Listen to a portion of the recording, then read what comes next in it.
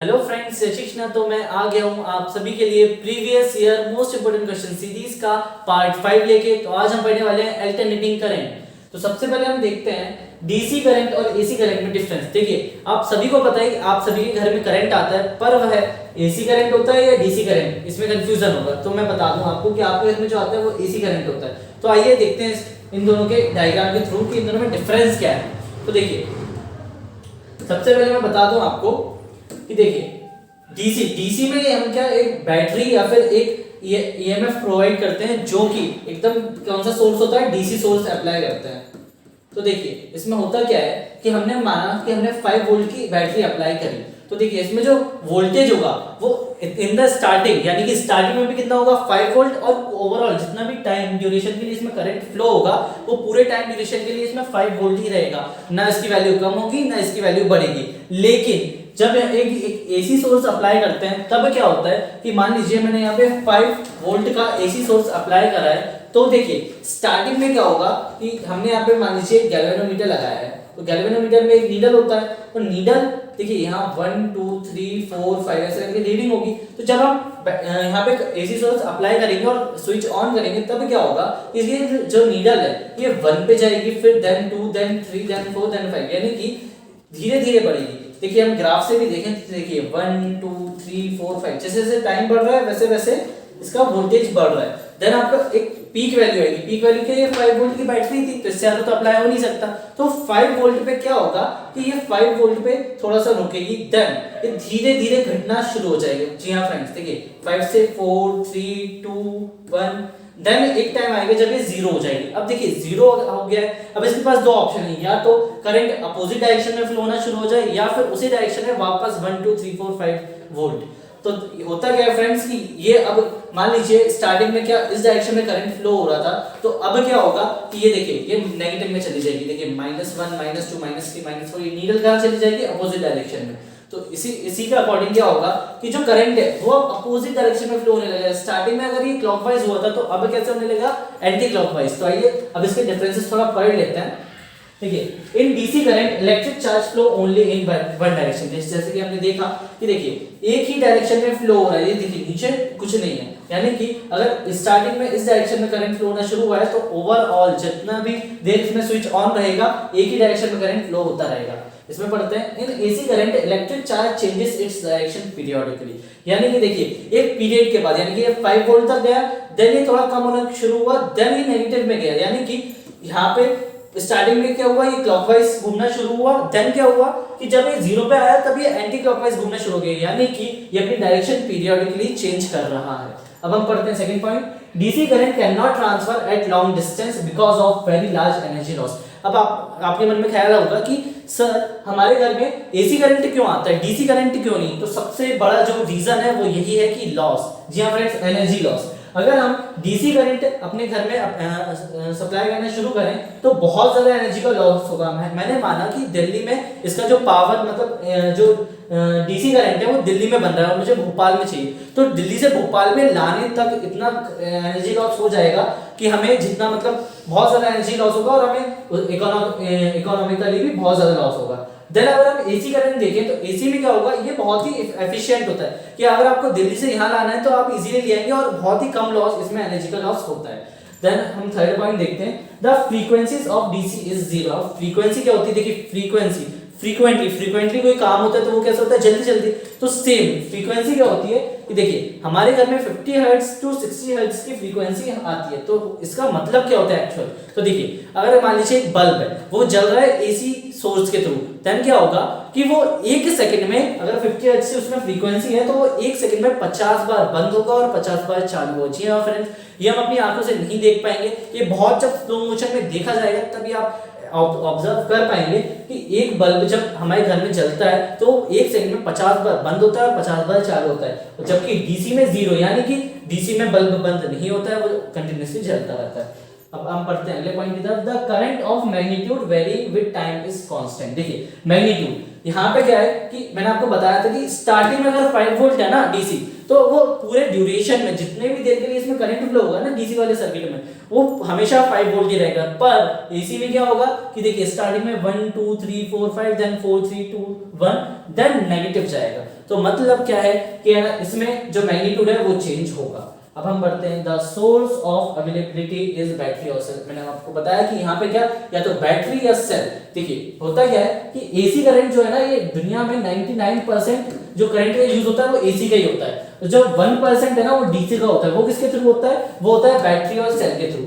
Okay, और यहाँ पे देखिए the source of availability is generator और मेंस, यानी कि जनरेटर के थ्रू जब इसे जनरेट किया जाता है एसी के सोर्स को, तब वहां पे यूज होता है। और देन मेंस, यानी कि मेंस यानी इलेक्ट्रिक पोल्स। चलिए अब हम देखते हैं in DC circuit have only resistance. तो देखिए डीसी सोर्स जब अप्लाई होता है तब ओनली रेजिस्टेंस होता है, लेकिन जब एसी आ जाता है ना तब दो नई क्वांटिटीज आ जाती हैं, एक होता है रिएक्टेंस और एक इंपेडेंस। इसके बारे में हम आगे पढ़ेंगे। तो आइए अब हम देखते हैं हमारा अगला topic RMS and peak value. देखिए आरएमएस वैल्यू क्या होती है, एक बार डेफिनेशन पढ़ते हैं आराम से।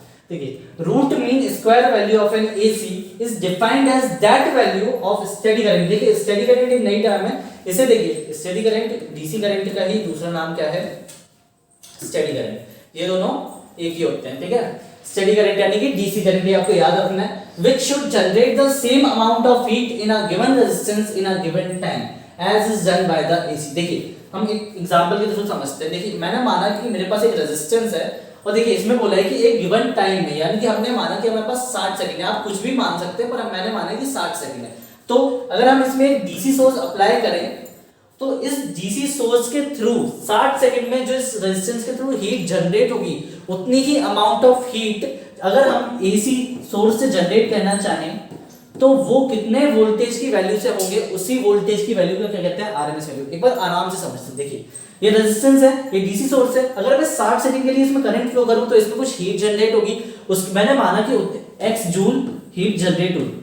x आप कितनी भी मान सकते हैं। अब इस x वैल्यू जो है, इतनी ही अमाउंट ऑफ हीट जनरेट करने के लिए 60 सेकंड में, टाइम ड्यूरेशन कितना है? 60 सेकंड। 60 सेकंड में इतनी ही अमाउंट ऑफ हीट जनरेट करने के लिए कितनी एसी सोर्स की वैल्यू, यानी कि कितना वोल्टेज चाहिए मुझे एसी सोर्स का, उसी वैल्यू को क्या कहते हैं? RMS value. जी हाँ फ्रेंड्स, और मैं एक और चीज आपको बता दूं कि आरएमएस वैल्यू हमारे घर में जो सोर्स आता है ना एसी सोर्स, उसकी आरएमएस वैल्यू होती है 240 वोल्ट। देखिए 240 वोल्ट आपकी आपकी जो होती डीपी होती है उस पे भी 240 वोल्ट ही लिखा रहता है, लेकिन हम एसी की 240 वोल्ट अगर लिखा है तो ये इसकी पीक वैल्यू नहीं है। जी हाँ फ्रेंड्स, अगर आपके घर में आपसे बोला जा रहा है कि आपके घर में 240 वोल्ट की एसी मेंस की लाइन आ रही है, तो आपके ये मतलब नहीं है इसका 240 वोल्ट मैक्सिमम वैल्यू। जी हाँ, देखिए आरएमएस वैल्यू में यही डिफरेंस है कि देखिए पीक वैल्यू क्या होगी। देखिए आरएमएस वैल्यू अगर मान लीजिए आपसे बोला कि 240 वोल्ट क्या आ रहा है, आपके घर में एसी मेंस की जो लाइन है वो आ रही है 240 वोल्ट की, तो इसका मतलब है कि जो इसकी पीक वैल्यू है ना वो 240 नहीं है, इसकी जो आरएमएस वैल्यू है वो 240 है। तो पीक वैल्यू कितनी होगी? तो पीक वैल्यू का फॉर्मूला होता है √2 इंटू आरएमएस वैल्यू, यानी कि √2 इंटू 240, और ये लगभग 310 वोल्ट के बराबर होता है। यानी कि अब देखिए अगर मैं आपसे बोलूं 240 वोल्ट की डीसी में सप्लाई आपके घर में आ रही है या फिर 240 वोल्ट की एसी सप्लाई आपके घर में आ रही है, तो देखिए 240 वोल्ट की अगर एसी सप्लाई आ रही है तो मतलब 310 वोल्ट है उसकी पीक वैल्यू, और अगर 240 वोल्ट की डीसी सप्लाई आ रही है तो उसका मतलब 240 वोल्ट ही है। इसीलिए एसी ज्यादा डेंजरस माना जाता है डीसी से। क्यों? क्योंकि देखिए मैंने क्या बोला कि 240 वोल्ट की क्या एसी और डीसी है, लेकिन 240 एसी मेंस का मतलब क्या है कि 310 वोल्ट की सप्लाई आपके घर में आ रही है, इसीलिए एसी ज्यादा डेंजरस मानी जाती है डीसी से। तो आरएमएस वैल्यू आप समझ गए होंगे कि जितनी अमाउंट ऑफ हीट एक डीसी सोर्स जनरेट करता है, उतनी ही अमाउंट ऑफ हीट जब एक एसी सोर्स जनरेट करे तो उस वोल्टेज की वैल्यू को आरएमएस वैल्यू कहते हैं। अब देखिए एक बार समझ लेते हैं। देखिए यहाँ पे भी क्लियरली लिखा है कि देखिए जो पीक वैल्यू है ना ये नहीं है, ये देखिए 240 वोल्ट क्या है आरएमएस वैल्यू, देखिए कम है थोड़ी सी। जो पीक वैल्यू है ना ये होती है 310 वोल्ट। तो फ्रेंड्स अब हम आगे बढ़ते हैं।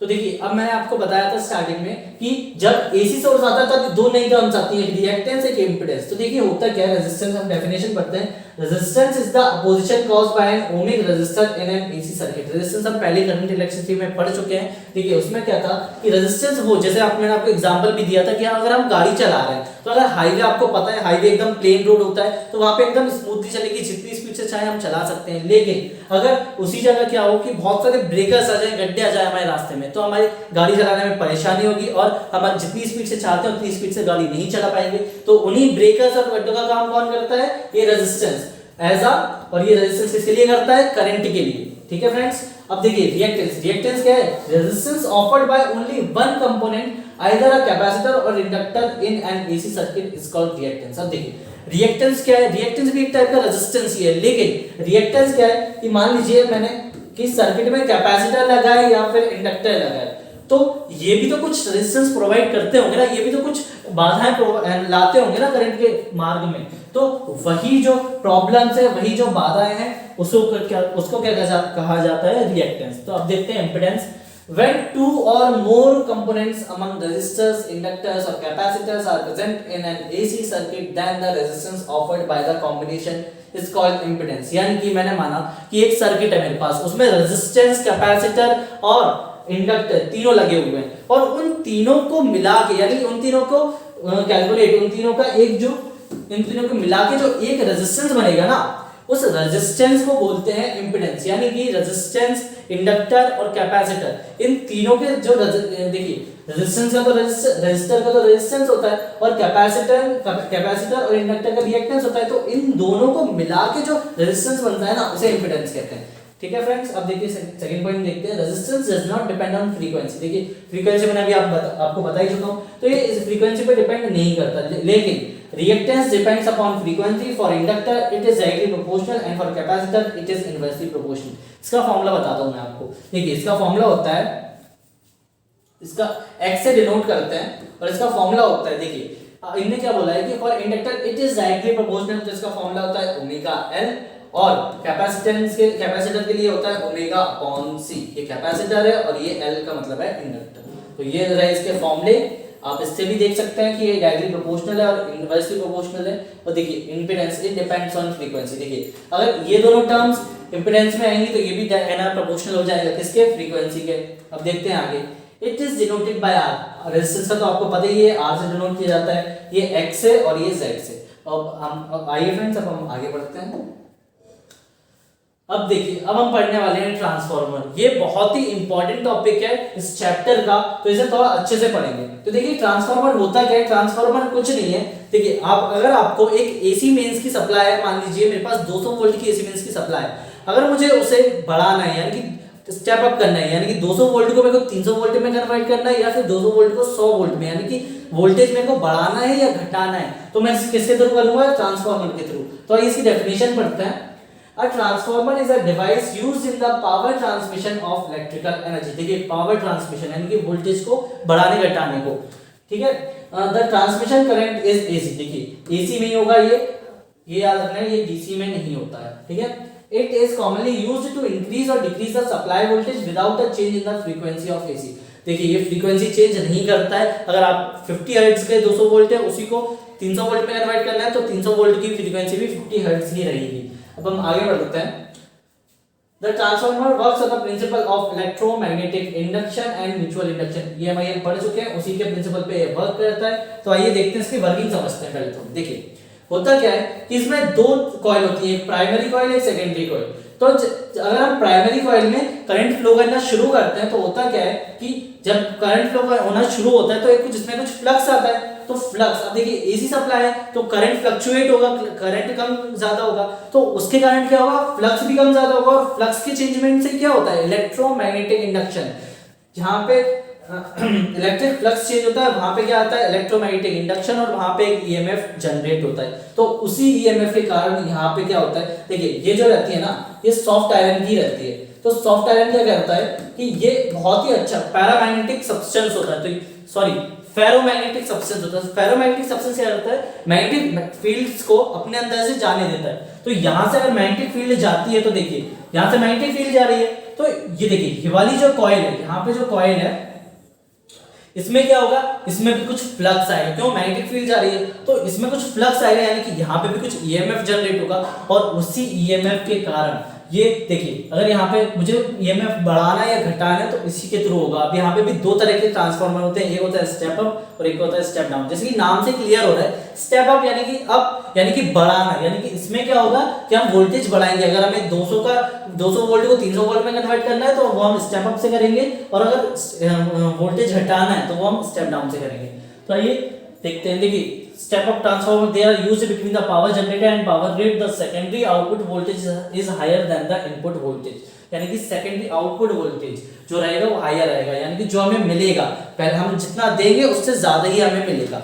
सेकंड डेफिनेशन पढ़ते हैं। These transformers are used to convert high voltage primary supply to low voltage secondary supply, यानी कि हाई वोल्टेज को लो वोल्टेज में कन्वर्ट करने के लिए हम स्टेप डाउन ट्रांसफार्मर का यूज करते हैं। तो आइए देखते हैं कैसे। तो देखिए, यहाँ पे स्टेप अप में हम क्या करते हैं कि हम प्राइमरी कॉइल्स के टर्न्स जो है, तो ये प्राइमरी कॉइल्स में यहाँ पे टर्न्स और यहाँ पे सेकेंडरी कॉइल में टर्न्स में बहुत डिफरेंस है। प्राइमरी कॉइल्स में कम है जबकि सेकेंडरी कॉइल में ज्यादा है। तो अगर यहाँ पे अगर हम मैग्नेटिक फील्ड देखिए, यहाँ पे अगर करंट फ्लो होगा प्राइमरी कॉइल में तो यहाँ पे कुछ मैग्नेटिक फील्ड आएगी, और मैग्नेटिक फील्ड एसी सोर्स से तो चेंज होगी मैग्नेटिक फील्ड, तो उसके कारण क्या आएगा, फ्लक्स आएगा। तो फ्लक्स जब आएगा तो देखिए ये यहाँ पे टर्न्स कम है, यहाँ पे टर्न्स ज्यादा है, तो यहाँ पे जो फ्लक्स रहेगा वो थोड़ा कम रहेगा और यहाँ पे ज्यादा रहेगा। क्यों, क्योंकि यहाँ पे ज्यादा क्रॉस सेक्शन एरिया है, तो ज्यादा क्रॉस सेक्शन एरिया तो ज्यादा ईएमएफ, तो इसीलिए यहाँ पे क्या होगा कि कम ईएमएफ भी ज्यादा ईएमएफ में कन्वर्ट हो जाएगा, या फिर कहें कि है ना स्टेप अप हो जाएगा वोल्टेज। तो ये होता है स्टेप अप में। अब स्टेप डाउन में क्या होता है, इसका उल्टा। यहाँ पे क्या रहता है, प्राइमरी कॉइल में ज्यादा टर्न्स रहते हैं और सेकेंडरी कॉइल में कम टर्न्स रहते हैं। तो होता क्या है, यहाँ पे फ्लक्स ज्यादा रहेगा और यहाँ पे फ्लक्स कम, तो इसके कारण क्या होगा कि ज्यादा वोल्टेज कम वोल्टेज में कन्वर्ट हो जाएगा।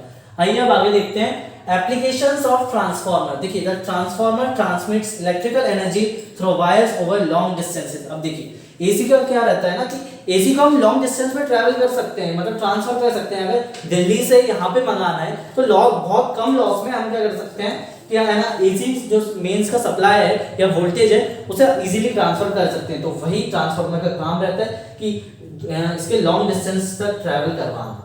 अब आगे देखते हैं, transformers with multiple secondaries are used in radio and TV receivers which require several different voltage. यानी कि देखिए, टीवी और रेडियो में क्या यूज होता है, ट्रांसफार्मर का। अब देखिए, ट्रांसफार्मर रेडियो और टीवी में क्या रहता है, अलग अलग वोल्टेज चाहिए रहते हैं। मान लीजिए टीवी है आपकी, वो 240 वोल्ट नहीं झेल पाएगी, तो वो क्या करेगी, इस ट्रांसफार्मर क्या करता है कि उस 240 वोल्ट को थोड़ा कम वोल्टेज में करके टीवी में, ताकि टीवी फूटे ना या फिर टीवी के अंदर ब्लास्ट ना हो, इसलिए क्या होता है ये स्टेप डाउन कर देता है वोल्टेज को। अब आगे देखते हैं, transformers are used as voltage regulators. यानी कि अगर आपको वोल्टेज को कंट्रोल करना है, देखिए अगर देखिए अलग अलग तरह के इक्विपमेंट्स होते हैं कि किसी में ज्यादा वोल्टेज चाहिए रहता है, किसी में कम वोल्टेज चाहिए रहता है, तो किसको कितना वोल्टेज देना है ये क्या कौन का रहता है, ट्रांसफार्मर, कि वोल्टेज ज्यादा करना है या वोल्टेज कम करना है। अब देखते हैं हम आगे।